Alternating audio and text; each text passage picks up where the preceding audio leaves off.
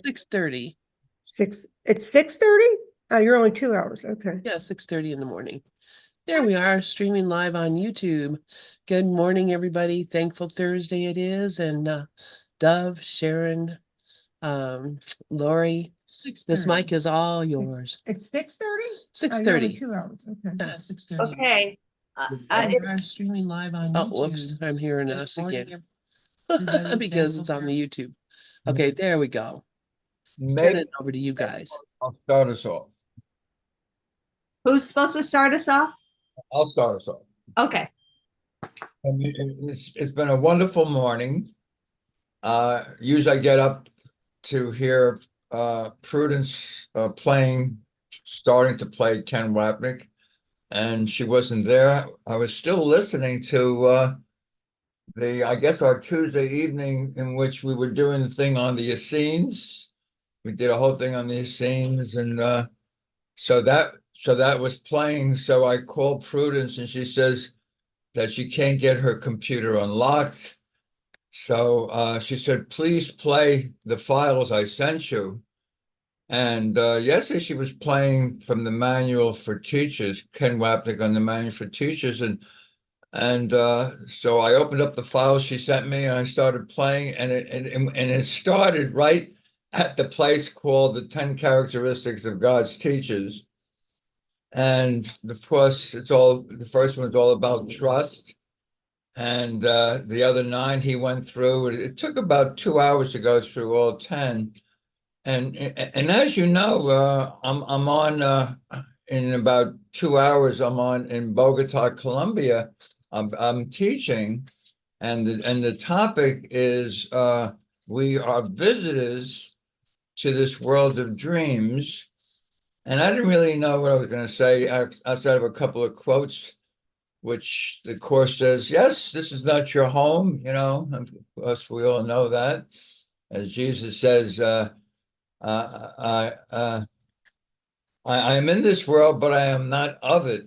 And, you know, I'm starting to listen to the 10 characteristics, and I realize that as visitors to this world, we have actually forgotten who we are. But the 10 characteristics of God's teachers, even though it appears or looks like what it is that you do when you teach, no, it's actually, I'm always teaching myself what I need to learn.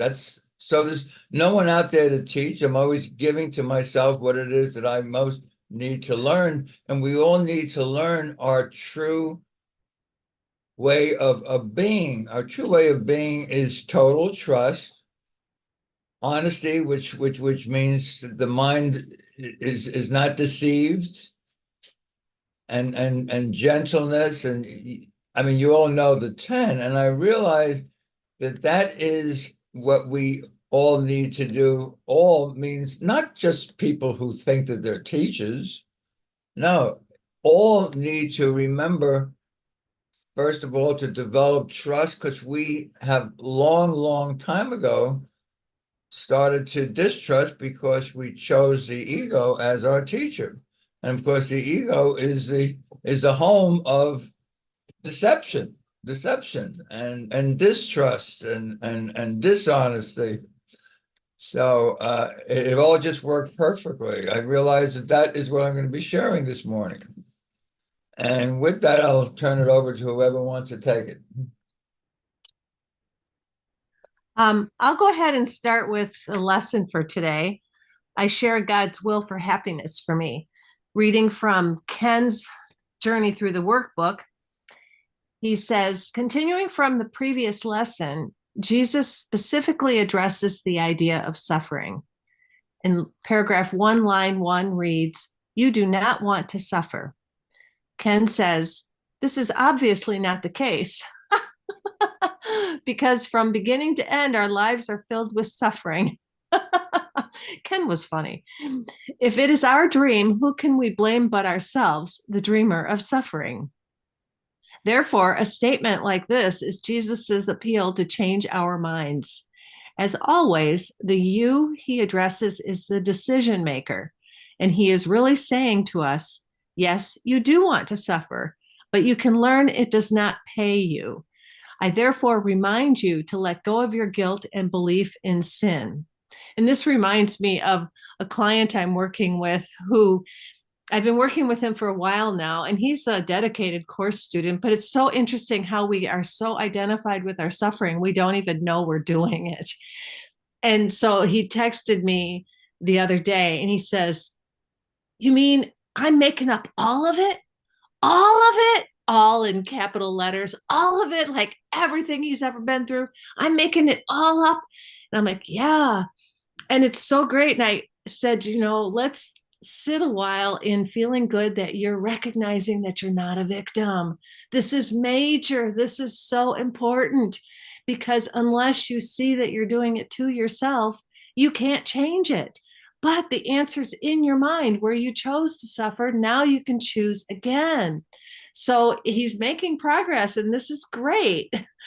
But man, the suffering we have to go through, it's like the Course says, everyone has a tolerance for pain, but the tolerance level is not without limit. And we get to the place where we go, I am done with this. And until we get to that place where we are so committed to our joy and our love and being the Christ self, more than we're committed to our suffering, we're not going to do it. Because I've looked back on my life and everyone's lives around me. And where people make the change is when they make an absolute commitment. It's like, I am doing this come hell or high water. I am done with the past. I'm done with the old. And so we could, in the meantime, while we're still wallowing in our past, in our identities and our stories, the Course is quite a nice balm for us. I share God's will for happiness for me. And we go in and out. And while we're reading the Course, we feel pretty good. And then we apply it somewhat during our day. And then we feel better in those moments that we apply it. But in terms of making the absolute change, we don't do it unless we're totally committed. So the change is made faster when we have that firm decision and the total commitment. But most of us, including myself, have had a partial commitment. And so we go in and out, in and out, in and out. And we passively condone our miscreations, like Jesus says in the Course.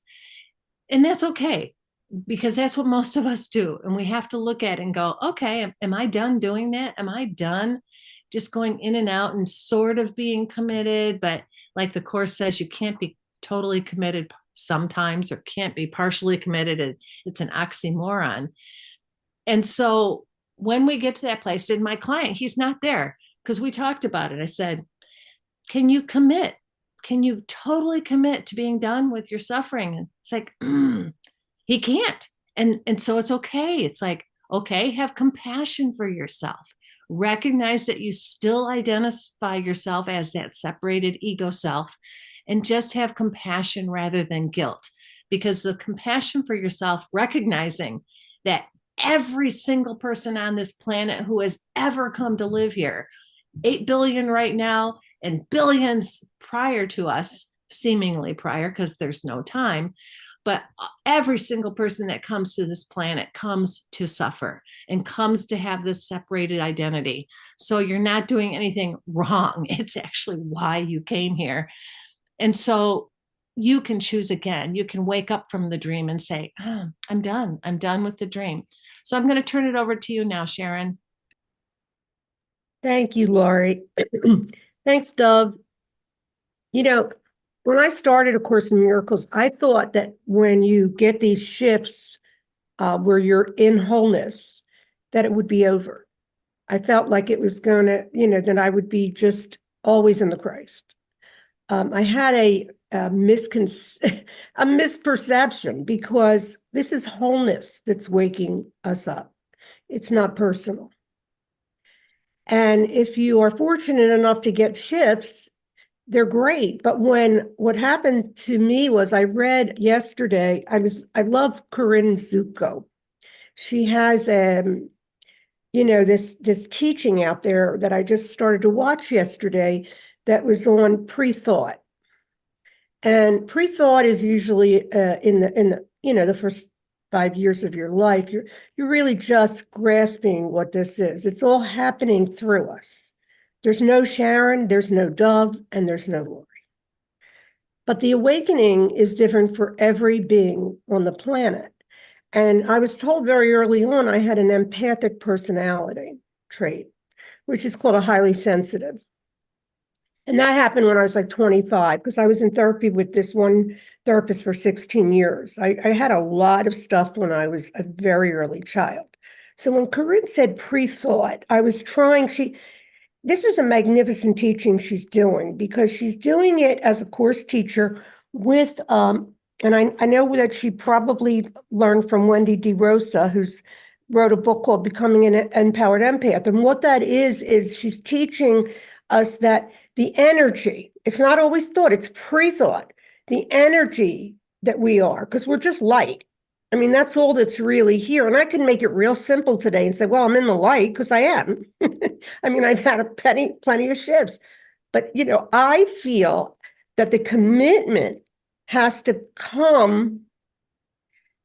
And then we also have to give ourselves a break, because yesterday I did not have a seeming good day, right? I was in thought, I was in beliefs, and I was in a lot of pre-thought, where it was like this feeling of being lost, not having a place. Did I feel grounded if I put myself back in the Christ, which is right here, right now, and I'm in the present moment? But these pre-thought. Now, here's the thing. This is where it's confusing. It's not personal awakening, but I do know that the ego will keep bringing me back to the fact of what happened to me in my early years. And I don't want that anymore. What I want right now is to understand that when I get sadness, it's universal. When I get anxious, it's universal. Doesn't belong to anyone. And when it's not personal, we can then feel it. Because the ego will milk the personal self until it can't. And that's pretty much where this confusion happened yesterday, because I was starting to feel like I couldn't read a book. I just felt like disoriented. And those disorientations that happen in us, through us, are not wrong, because wholeness is waking up, right? There's no Sharon, there never was. So her story, the ego will keep drilling my story about the victim that I was. And yet every human on this planet is a victim. And every human on this planet is a victimizer. We are, there's a song from a distance that Bette Midler, sings. And it's all about the fact that the divine's living through us. And we are the tool. Okay. When I say that, it's coming through us from the higher self, but he's not saying, oh, I think I'll wake up Sharon because she's special. That's not how this works. And some beings have had very tough awakenings. They talk about the eye of the needle. I have not gone through that. This has not happened, at least not now. But what I did have yesterday was a disorientation. So all of a sudden, when I see God's will for me is perfect happiness, and that is true, because happiness is our true nature. But when the ego has other things going on, and it's the egoic, it's just thought, it's meaningless. This dream means absolutely nothing.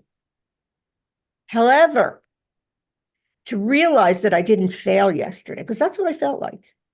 I felt disoriented. I felt like I was agitated by my husband, who is a very kind, sweet guy. He does not communicate well. That is something that has happened since I met him. And anyone that knows me knows I love communication. So the character likes communication. So I need to just be accepting. When I ask a question to him, sometimes he doesn't have an answer. He's just very quiet. And yet he does communicate on what's important to him, like money, don't spend money. And honestly, all of that doesn't belong to anyone but the wholeness, because we were given this experience on this planet to come here and think that money, and by the way, we have a candidate running right now that is and it just shows you the unreality, because this candidate would now be in prison. And I don't mind saying it, and forgive me if everybody wants to judge me, but I don't think that anyone who is really watching can see how money, power is in this one candidate because of who he was, right? Because he was this big Trump power. And what I'm saying about that is that this is the tools of the egoic thought system. We'll come here, we'll usurp God, and we'll use money as a way of power. And that is the full self, big time. But the gravitational pull is that we are growing as beings. And by the way, we voted for this president or this seeming ex-president, Donald Trump. We did.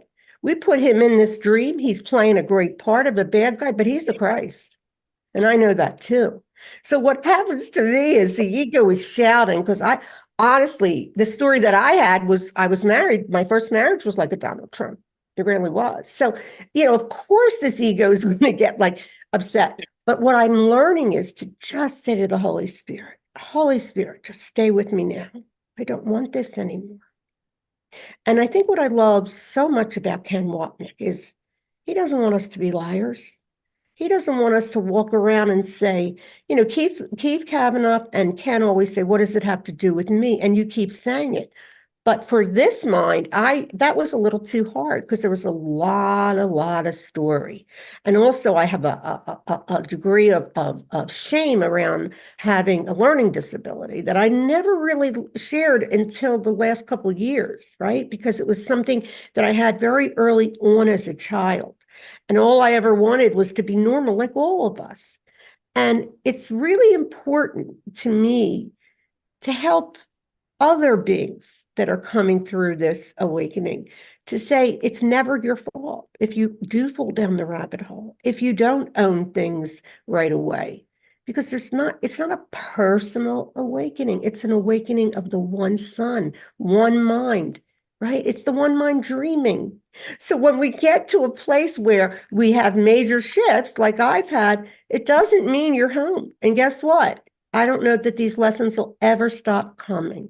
It's the lesson of love. It's the lesson of loving yourself no matter what. Even the ego. The ego doesn't exist, but loving a thought that is so ridiculous, full of hate and judgment, is the only way. And when I say loving, accepting. Because when you spiritual bypass, you are not accepting in the moment what you're feeling. And immediately the ego comes in there. And then you get other course students say, well, you know what the book said. That is really insensitive and it's very egoic because we've got to hold each other with so much love and kindness and understanding that we're not doing it wrong.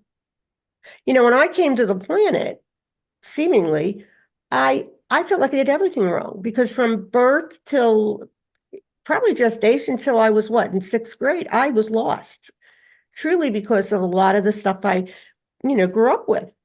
Just the idea of just learning how to cope in a household where people were really just very traumatized. Okay. So as I grew into this very verbal person that people think I'm so extroverted. But as I look and go into, and we call this the root chakra.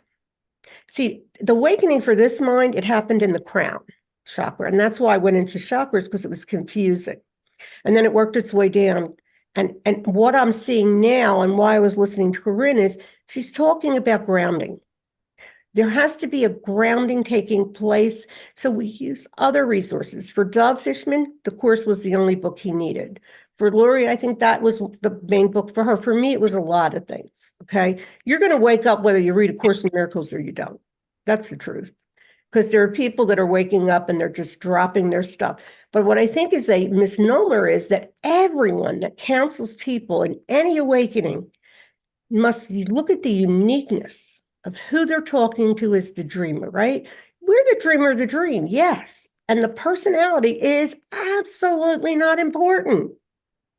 However, for us to heal, it can only heal from acceptance. So I just say today, yes, God's will for me is perfect happiness. And I, in any moment, can go right into that will and just realize that everything's perfect, even when I fall down the rabbit hole.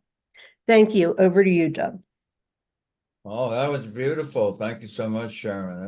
That was really a beautiful sharing of what's of what we all do. And I I heard you say that, like, when I'm sad, it's not my sadness, it's a universal sadness. And I'm about to read something from the course. I did mention that I was going to have a few quotes from the course when I teach this morning. So I decided I did put it in the chat, and I'll read it now. But it's in it. It says the same thing that you just said, and we'll look at it when we get there. It says, and this comes from uh, chapter 25, which is the justice of God. We just read it the other day, right here in this room on Zoom, because we do the justice of God every Monday at 2 o'clock. And this comes from chapter 25, section 6. And it was Holy Spirit saying to me, hey, salvation is no more than a reminder that this world is not your home. Huh? This world is not my home. Hmm? Its laws are not imposed on you. Its values are not yours. And nothing that you think you see in it is really there at all. Oh my goodness. This is seen and understood as each one takes his part in its undoing. Now that's what you said kind of reminded me what this says. It says, like the sadness that comes upon me or the anxiety is a universal sadness and a universal anxiety. And yes, I have an impure mind. I have a mind that has been taught poorly. He tells you, resign yourself as a teacher. So everyone here has gone to the ego as their teacher, which is why we go through these negative emotions and we wonder why we have them. So it says, this is seen and understood as each one takes his part in his undoing, that as he did it in making it, he has the means for either, as he always did. So he could choose the Holy Spirit, who says exactly what today's lesson is and yesterday's lesson. God's will for me is perfect happiness. Why am I so sad? I share God's will for my happiness. I mean, why have I taught myself that there's a reason to be mad and sad and bad? I want to be glad. So the specialness he chose to hurt himself, did God appoint to be the means for his salvation from the very instant that this choice was made. So that which we made as a special way of not knowing ourselves, we actually use the same dove to start knowing myself, but I must do one thing first. As it starts off in the manual for teachers, he says, "Who are God's teachers? Anyone who sees that his interest and his brother's interest is the same. As long as you think that your interest is separate, you still listen to the ego thought system. The instant you realize that we all share the same interests, the same love, the same way of remembering the truth, then it's given to us very simply, maybe slowly for some, and maybe a little bit faster for others. It doesn't really matter because time itself is the illusion. And then this is another thing that I'm going to be sharing, which again is a quote from the course. How did we get here? How did I get into this world of deception, of distrust, of lies? Yeah, you look at Donald Trump and he's a liar. Well, he's a liar in all of us, right? Yes. If you're listening to the ego, you're listening to a liar. So in chapter 7, section 7, the totality of the kingdom, he tells you why you believe in things that are not true.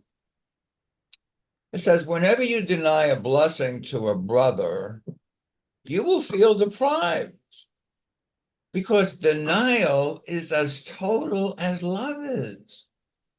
So when you deny your brother, when you deprive your brother, when you think that your interest is more important than your brother's interest, you're listening to a teacher that is not of God. You're listening to a teacher that is into survival, into me.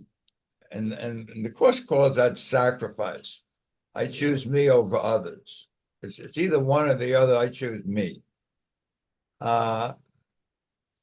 Healing doesn't happen until you recognize that we're all in this together. Go on to say here, it says, nor is it possible to love it totally at times. You can't be fully committed just sometimes. Oh yeah, I go to church on Sunday. I'm in a congregation of holy people, and then go out Monday and do the exact opposite. No, I only remember these things when I'm teaching, and then when I go out in the world, it's me or you. You can't do that. This is a full-time commitment. And of course, that's what honesty is about. But you don't get to honesty because only the trusting can afford to be honest. Only the trusting can afford to be honest. And what does it take to be trusting? Well, you can't just be 99% trusting. It's got to be 100, or it's an all or none. And trust is simply your willingness to make no decisions by yourself, but to go to the Holy Spirit and say, what is this for? I put you in charge at my request, knowing the direction that you lead brings me peace. So we bring our decisions to the Holy Spirit, because the Holy Spirit is never confused, is never seeing differences. It's never seeing conflict, only sees sameness, only sees oneness. So deception is taken out of all of our decisions. Denial has no power in itself, but you give it the power of your mind, whose power is without limit. And that, again, is from the totality of the kingdom. And that chapter and that section ends. If you really want to understand totally, which the ego claims, I want to understand this stuff, you must be willing to understand totality. And that's the one thing the ego cannot do. Ego can't understand totality because it thinks in parts. It only sees form. Content is totality. That's that universal mind you were talking about, Sharon. And then I'll just conclude with this. It says, your task is not to seek for love, but merely to seek and find all the barriers within yourself that you have built against it. It's not necessary to seek for what's true. I mean, this is not, I want the truth. No, this is necessary to seek for what is false. You got to take a look. I mean, if miracles are everyone's right and purification is necessary first, this is not about finding the truth. This is about removing what is not true, removing the blockages to the truth. That's what I'm here for. Not to find truth, but to remove all the blockages to my awareness of truth. And goes on to say, and the attempt to escape from one illusion into another must fail. Because, you're in prison and you're moving from one cell to the other.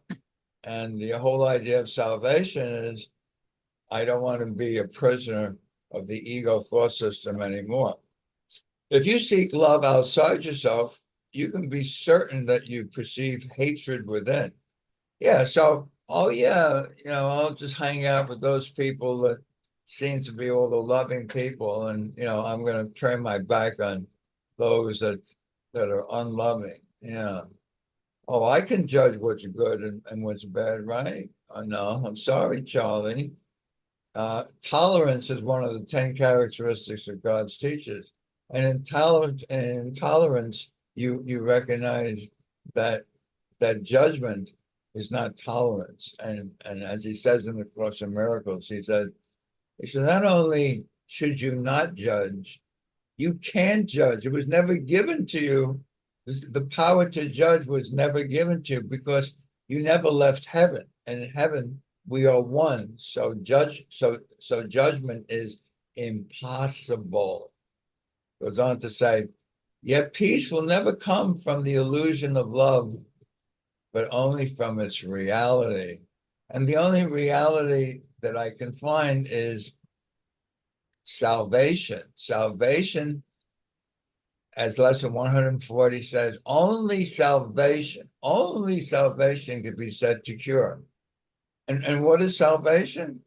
He tells you in lesson 44, he says, salvation is the only thing that has any meaning in this entire world. Nothing else has any meaning. There's nothing here. Because it's the only thing that you can use in this entire world, is to remember the truth of what you are by removing what is not the truth. And with that, Laurie, I'm going to turn it back on over to you. Thanks, Dove. Interesting that what you put on the chat board was what I was saying earlier, that you can't be totally committed sometimes. And it is one or the other. It's truth or illusion. And as you were saying in the previous message on the chat board, the specialness that we made, the specialness he chose to hurt himself, did God appoint to be the means for his salvation.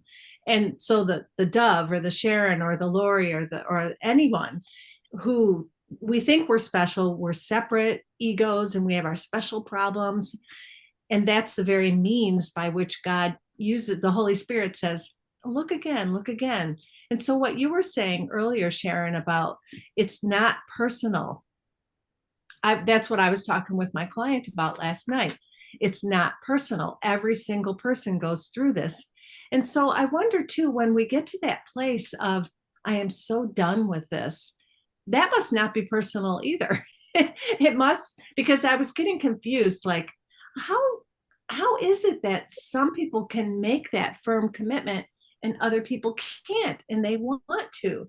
And I know for myself, I didn't get to that place of being able to make the firm commitment until I had loved myself and had enough compassion and said, it's not mine. All those icky, yucky feelings, the rage and the grief and the fear and all that stuff, they're not mine. And then I had compassion for the world when I didn't take it personally. But until that point, when I was projecting it onto the world or even projecting it onto the dream figure that I thought I was, I didn't have compassion. I had a little bit, it would come in and out, but it wasn't that total commitment. It wasn't the totality of the kingdom in terms of being able to love and stay open-hearted. And I don't have it even now. I still have ego identification and still go into it, but it's certainly a lot better than it ever was before. If I look at, am I committed now 50% of the time versus 10% before? I don't know, but it's better.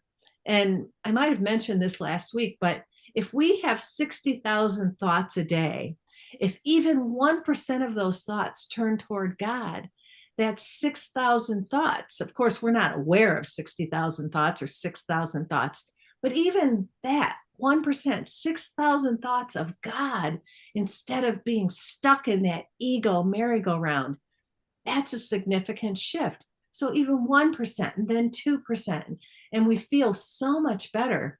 But as long as we have any personal identity, we're still in hell. And we all do. I don't know anybody who doesn't. Even the friends of mine that were the most awake still had ego. And I'm not sure anyone walking this planet in a body can not have some ego. It's just part of being here. So I'm glad of what you said about the pre-thought that Corinne Zupko is teaching. And Corinne is amazing. she's just this most beautiful, wonderful person. And her book, From Anxiety to Love, that Rev Wayne and Audie have been reading from, is absolutely wonderful too. If you know anybody who has an anxiety disorder, From Anxiety to Love by Corinne Zupko is fabulous. And Corinne has lived it, and she's so genuine, and she's just the real deal. And she also is very much involved in living in the world. So she uses other things too, like the chakra awarenesses. And when I was talking to her recently, I sent her a picture of a book that I've used through the years on dealing with the different psychological ramifications of the energy centers in the body, the chakras. And because the work that she's doing now uses a lot of that. And Sharon, also what you said about every human that comes here is both a victim and a victimizer. And so that's what I love about this forum. When we see someone like Trump, I don't hate Trump. Like a lot of my friends who are liberals hate him, hate him, hate him. And my one friend can't even say his name. She always called him 45. And then she said, past 45. And I'm so grateful that I don't hate him. I don't like him, but I don't hate him. But it's funny because the other day, you mentioned Kennedy, Sharon, and Dove, you and I had talked about Kennedy Sunday night. And the thing is that right now I feel like he would be the best. But on the other hand, how do I know? I don't know anything. He could be the worst. And so, because so many of my opinions have changed through the years, I don't believe my opinions anymore. I just say that's how I feel right now. And it's also coming from ego, because any opinion is from ego. So it's really nice to be going through this election without having the tremendous fear that I had through the last election. That was awful. And I remember I cried through the entire inauguration ceremony with Biden because I had not even realized until the inauguration that I was terrified that we wouldn't even have one, that there would have been a coup, that all that was going to happen. And it's just crazy. So I'm just grateful for where I'm at now, knowing that, as the Course says, when we forgive, we will see a safe world, a world where we can rest a while. Because I have a lot of unforgiveness around climate change, and that I have to keep letting go of and blessing and just asking for the miracle, because that's one of my hooks. I'll go down the rabbit hole with the ego on that one so fast. And that manifested last summer, when there was a fire up here in Michigan. And also we got a lot of the winds down from Canada, and the lake that I drive, and I see this beautiful jewel of Lake Michigan on my drive. And it was all hazed over for half the summer.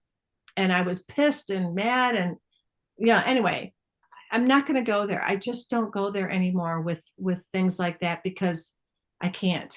I can just bless it, do what I can, inform, vote the way I can vote, and do the environmental practices I do, and let it go.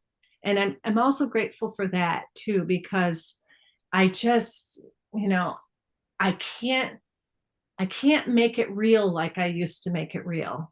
I can't, because I know it's temporary. It's temporary. We are dreaming. We are not these bodies. This is not our home. But at the same time, I can bless and love the home. And what I used to do from the ego thought system was, I used to hate my home. I used to hate this body. I hated humanity. I hated the world. I hated duality. Like, why does everything have to have an opposite when opposites, create conflict? And I just hated. And that too was not personal. That was just what the ego did. And so when I distanced from that and said, that rage is not mine, that grief is not mine, it's been so healing and helpful. And so I'm going to turn this back over to you, Sharon. I think it's Sharon's turn. Yeah, it's my turn. That was great, Laurie. It is funny because there's a book called Stillness Speaks. I don't know if you both ever read it. It's an Eckhart Tolle book. And he'll say in the book, hatred, not yours. Anxiety, none of it's yours. It's a universal, almost like you're detoxing. That's what we're going through. It's like when someone comes off of heroin and they go through a detox. The ego is it's this energy that's seemingly dark, but it's just really thought. But it's where the world right now is, and it looks to me like there's an awakening happening because of where my interests are, in this process of awakening. But I don't know what is going on, and I don't know really who should be president, because let's say that Donald Trump does win. Maybe the highest good would be that we start to see our darkness. Who knows? Who knows what would be the best for all of us? Because I think when it really comes down to it, if we want to be really honest, we want to be separate. Because when Lori is saying, I love Karen, because Karen is a friend of ours, that's in Gather too. And she'll say, well, I'm in the ego a lot. Well, so am I. And that is a problem sometimes, but then it's only the ego that's upset that you're in the ego. Spirit is neutral. There's nothing here. It's looking and saying, there's nothing here. What are you looking at? So, I am, what happened yesterday was my husband has an issue around money. He grew up poor. He was from North Dakota. And so I bought a vitamin, and it's a healthy fat, and it's called Body Bio, and it's it's $50. And he went, $50 and it was like, okay. I got upset with him because he doesn't communicate otherwise, just talking about personal things, but he'll just bring up comments. And immediately, of course, my little ego came up and said, don't say that to me. Now, this is a good thing. And this is where healthy anger is necessary. I had a disease of people pleasing. Okay. That was me as a child. Just if I want to just not get in trouble, I better be a good girl. And so as I went through relationships, I was always like, oh, I don't want to put you out. I don't want to spend too much. I just want you to like me. I want you to love me. This is all the way the ego operates, right? But what I love about you, Lori, is your honesty. I only wish that I would have said, I hate the world. That was not me. I was always trying to find the good. In fact, my mother used to say, she used to say, Sharon takes rotten lemons and tries to make lemonade. Now, that's a beautiful, beautiful way of saying that I push things down, because we're in a world that's very, very challenging. And pushing down was one of the things I was good at. Oh, I know. How could you like a world where people hurt when you know you're all interconnected? We're not just waking up and saying, oh, we're all one now. There's a knowing in us, all of us, that something's off here. And when Ken Wapnick has spoken about the fact, be kind to everyone, because everyone's fighting a hard battle. We're listening to thoughts that belong to this crazy, insane mind talking to itself. And it's a habit. That's all it is. It's a habit, and the habit gets thinner and thinner. I just want to share something that Lynn had said the other night about that she didn't want to write a book because, she appears lazy, and then Dove said that, and I said that about myself.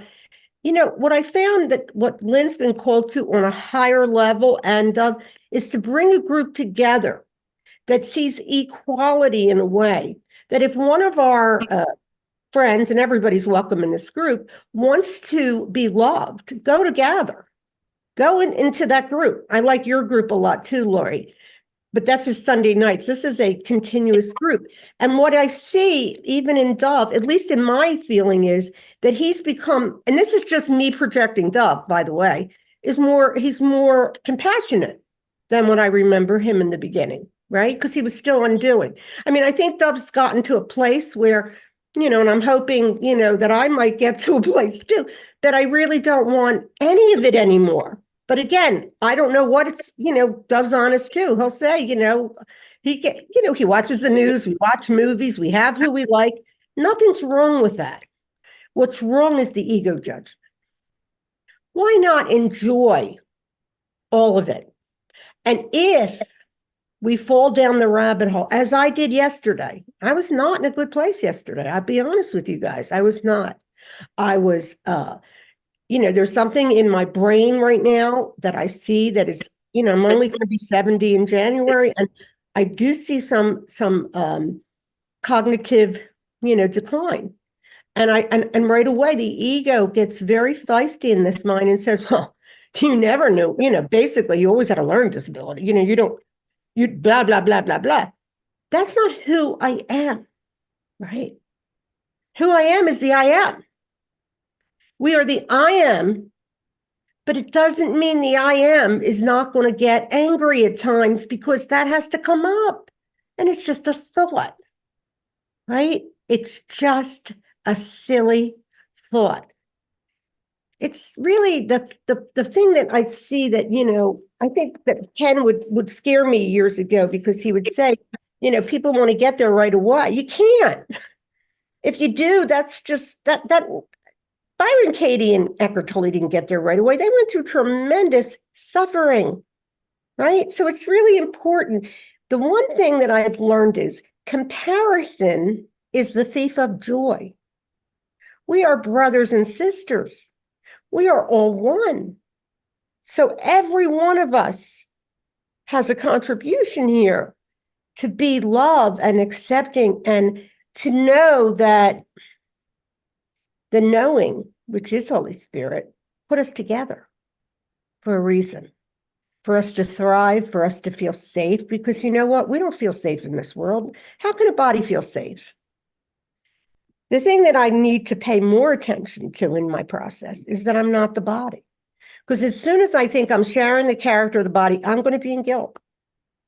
So that's a process that I have to see. Because yes, in the day I am in the ego, I would say, a lot of the day, if not at least 50% of the day, or 75 sometimes. And, I'm with my husband, who started the spiritual path with me. And as soon as his wife passed away, this is when we were just friends, he just dropped it. She was an alcoholic and he didn't want any parts of it. So he became real heady then, back in the ego mind. And of course, the ego in this mind wanted a companion, but I have them. He's still my companion. He's a mighty companion on the path, but he's just not being called to what I'm being called to.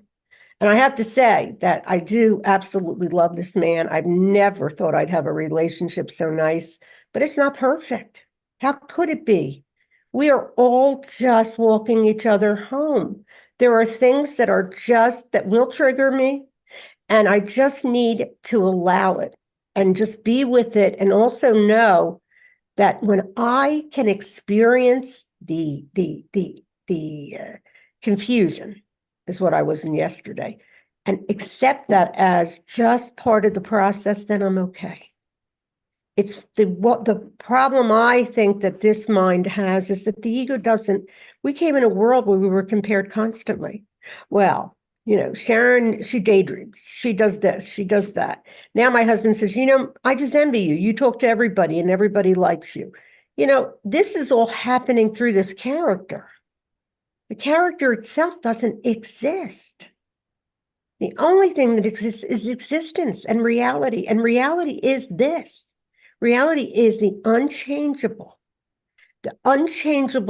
Christ consciousness that we all are. And it's not always going to be easy. It's a very simple process. I'm going to say Rafi is so phenomenal for me when I listen to him, because he finds a way to, the release technique that he talks about. It's just keep releasing. He never says he doesn't have an ego. He just releases through the day. And that is the work. And I'm learning every day, every moment, how important it is to show up the best way I can. And yes, God's will for me. And who is God? That's a concept too, right? What is God? God is love. That's all I know. I always knew love was the force of this universe. It's the only thing that'll ever heal you. And it's a process. And thank you for being my mighty companions. Over to you, Doug.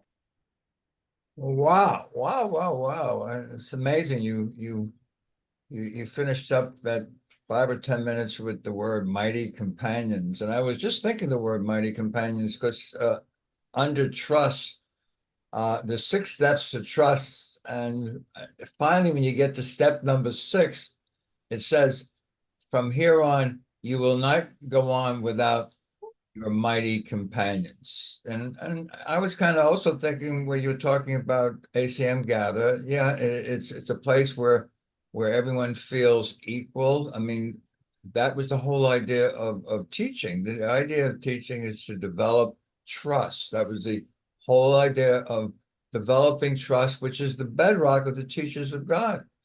So as we took our place among the teachers, we actually form that bedrock, and you don't go on without your mighty companions.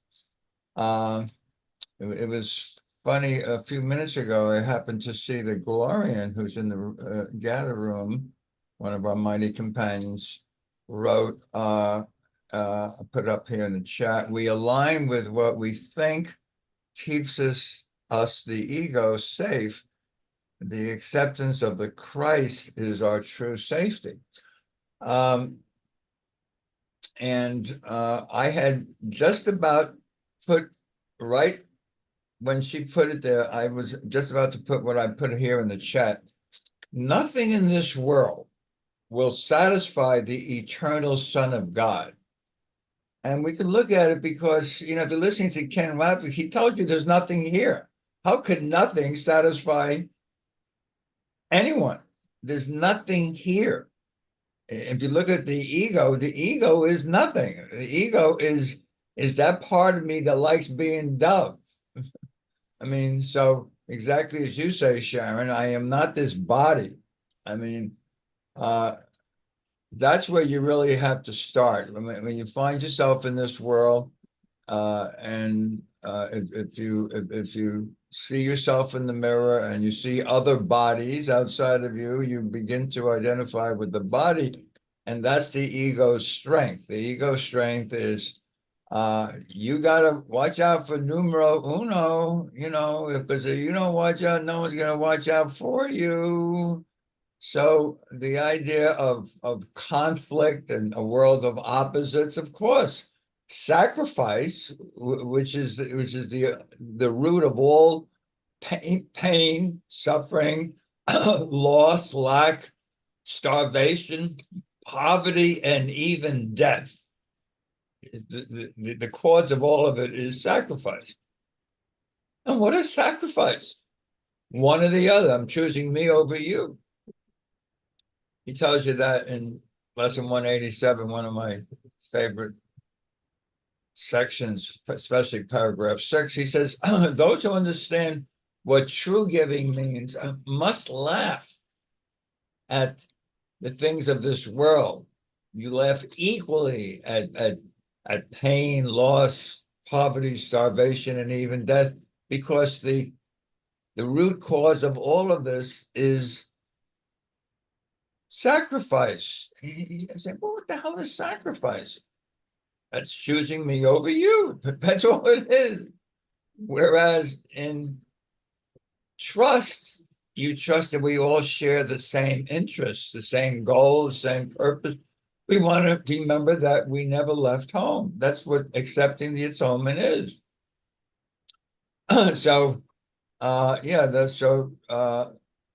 it says, nothing in this world will satisfy the eternal Son of God, and nothing can hurt the Son unless he chooses to believe it can.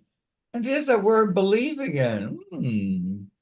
So we believe in this world of lies. And of course, the world of lies is where all the judgment comes from. I mean, how do I judge anyone? How do I judge the Donald?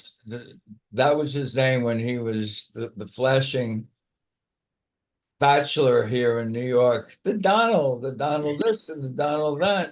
How do you judge somebody? Well, I judge because I believe I can know what's good and what's bad and what's right and what's wrong. I mean, after all, I know. That's why Dove adopted lesson number 25 as his mantra lesson. I do not know what anything is for. And that's what brings you to finally go into the Holy Spirit with everything. You know, that's what trust is. Trust is my willingness to make no decisions by myself, but ask of all things, what is it for? Because I don't know. This is not my home. And how did we get to this weak place in the first place? Well, Lynn gave us the answer a couple of days ago when I said, I need something from the Course. And she says, yeah, denial. Yeah, the last unanswered question. Do you not see that all of your misery, your sadness, your anxiety, your upsets comes from your strange belief alive that you, the Son of God, is powerless? Yeah, being helpless is the cost of sin. Being helpless is what is sin? The belief I'm a body. Over to you, Laurie. Thank you so much, everybody. Oh, I had to laugh the way you said that, Doug. The belief of a body. Yeah. And what you wrote on there is that how can we think that we're helpless and nothing can hurt us except our beliefs. And I was rereading something that I wrote down that I got from Rod in my mind. He's me, it's just the Holy Spirit, but I do this automatic writing. And he said, don't label it as loss. When that guy broke up with me, don't label it as loss. And the ego in me is like, well, how can I not label it as loss? It's awful. And it feels like this terrible grief that I've had my whole life.